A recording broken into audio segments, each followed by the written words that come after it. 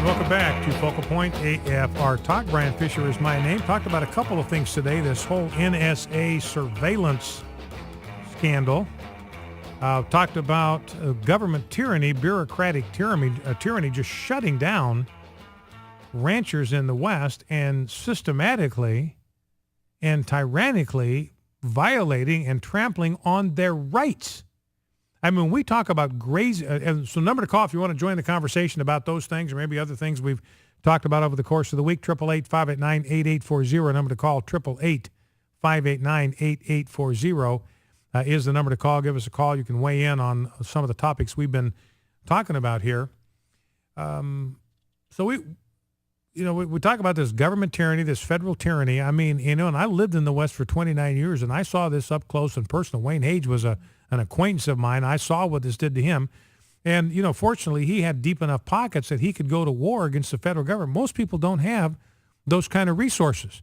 In fact, this other acquaintance of mine that fought the Corps of Engineers and the EPA, he went through $375,000 of his own money to try to defend himself, and he was just doing his job. He had responsibility to maintain this flood control channel in order to protect a subdivision that he built from flooding. That was the agreement he made with Teton County, that he could build this subdivision as long as he maintained this channel as a flood control channel to make sure that his property didn't flood and that the town didn't flood. He said, fine, I'll do that. So every year he's out there with a bulldozer clearing that channel to make sure that it's unimpeded and unobstructed. Corps of Engineers comes in, EPA comes in and says you can't do that because when you push that stuff up to the side of this flood control channel, some of the gravel kind of tumbles back down into the channel, and and that makes you guilty of introducing sediment or something like that. I mean, they basically accused him of polluting this flood control stream, which only ran about 2 or 3 months a year in the spring when you had heavy rain. So technically the APA wouldn't have any authority over that stream bed whatsoever, because it only has authority, according to federal law, over navigable water, something you could put a boat on and something where there's water in it year-round. Well, this only had water 2-3 months a year. So the government really didn't have any authority whatsoever to intrude. And if he had obeyed them, if he'd done what the federal government told him to do, he would have violated his contractual and moral obligation to the city of Driggs, Idaho, to maintain that flood channel to prevent flooding, because they'd had flooding in that community. So he was doing a public service to them, keeping that kind of flooding from reoccurring. So he was either going to disobey the county government, and they got a sheriff, they can throw him in jail, or he's going to disobey the federal government, and they can put him in prison. And that's exactly what happened. He spent $375,000 and wound up in prison for 18 months. During his daughter's 18th year, missed her last Christmas with her at home, missed her high school graduation, and a good part of the following summer. So this federal government stuff, I mean, this is not a constitutional republic when you got bureaucrats kind of acting on their own, can impose this kind of tyrannical control and punishment on people. 888-589-8840, number to call.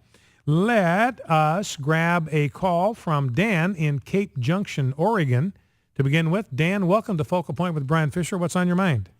Well, I live in Cape Junction, Oregon, and we're that little town that you guys were just talking about. And it's made national news on how our law enforcement's been slashed, and they let 100 criminals go.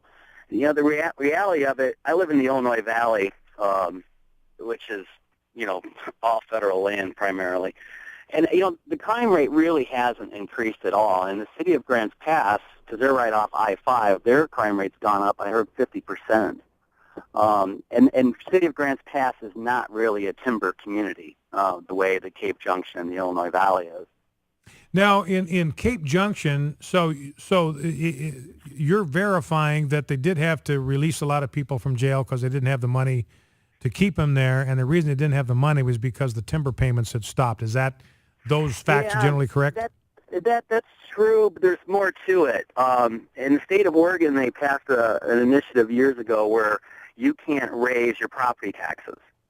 And so when actually the ONC, the Oregon and California Railroad counties, which were one, when those payments stopped, Then they did the federal timber subsidies, and we can't raise our taxes. So they keep trying to pass levies, and the people don't want to levy. Right. And they can't raise. But So but the reality is that if logging was still being done as it had been done, and the city could receive the revenue from the logging industry because these communities would get some kind of slice of royalties and all of that, then the town, as I understand it, would be in fine shape financially, levy or no levy.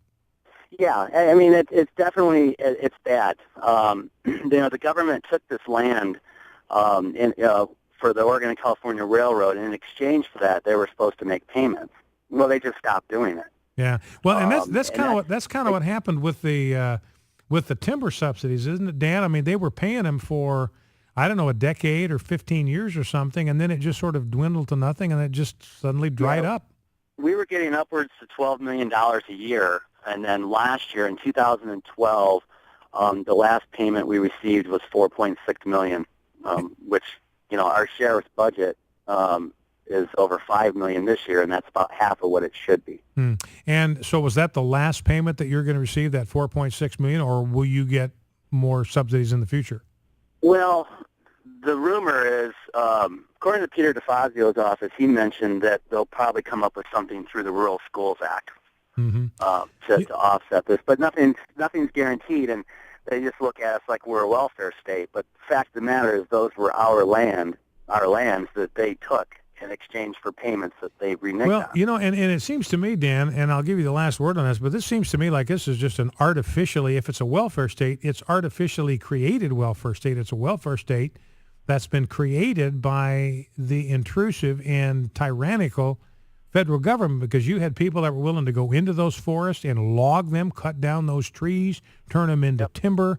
I mean, and so jobs were taken away. Jobs were taken away from people that were perfectly willing to get up every day and go to work. They didn't want a government handout. They wanted to go work with their own hands and support their families and their community. So if it's a welfare state, that's entirely the government's fault. I agree. I mean, it was a land grab. And, with the environmental issues, and, you can't employ as many people in timber industry today as you could 50 years ago because of technology. But, yeah, they took our land, and then they told us that we can't log on it, and now they're saying they're not going to pay for it. All right, Dan, well, listen, I appreciate the call, and God's best to you and the folks there in Cape Junction, Oregon. I mean, that's just a community. That's just a travesty is what that is for an entire community. Well, let's go to Jim, Columbus, Mississippi. Jim, welcome to Focal Point. What's on your mind? Long time, Brian. Hey, Jim, how are you? Good. Better than I deserve. You and me both. I've got a waistline to prove it. I had a friend once that went on a mission trip to, like, the Philippines. And there, everybody was complimenting her on how prosperous she was and how prosperous she must be. And she didn't understand it. And she found out that because, their economy is so thin there, only the rich people are fat. And so they thought she must be just abounding in riches. So she realized, well, it was sort of a backhanded compliment after a while. But anyway, go ahead, Jim. What's on your mind? Well, we must have a lot of rich people in this country. We do. We're the only culture in the history of civilization where the number one indicator of poverty is obesity. I mean, there is a one-to-one correlation virtually between poverty and obesity. How is that possible? If people are mired in poverty, how is it they've got too much food to eat? Only in America. Anyway, Jim, we've been off track. Go ahead and tell us what's on your mind. We're on the threshold of the 4th of July, which has probably become synonymous with shooting fireworks. But the words in the first sentence of the Declaration should be screaming at us if we're halfway paying attention to them. It says, when in the course of human events, it becomes necessary for one people to dissolve the political bands which have connected them with another. A decent respect to the opinions of mankind require that they should declare the causes which impel them to the separation. This government and this liberal ideology, which is the makeup of about half of the country now, has gone so far off the reservation that these words are so poignant to our circumstances. It's just a matter of when are we going to come to a consensus when we draw that line of demarcation with the left. Well, and I talked yesterday, Jim, about the whole concept of general warrants, and that was one of the reasons in the Constitution for the Fourth Amendment is because the Crown was issuing these general warrants that allowed people to, without any specific or probable cause, go in and search people's homes and properties looking for contraband. They had no reason to think that they had contraband. They had no probable cause, but these general warrants let them bust into anybody's house they wanted to look for contraband. And our government said, no, it's not going to happen on our watch. And we've got a specific prohibition against that. Our federal government can never do that to the American people. And now we're seeing with this NSA thing, and I'll give you the last word here, we're seeing with this NSA surveillance thing, that's exactly what they've been doing. This is a general warrant. Lets them go in and harvest our phone records and our emails and our videos and our photographs. Well, tyrannical government has taken place before, and the Declaration provides the blueprint of dealing with it. All right, Jim, listen, I appreciate that.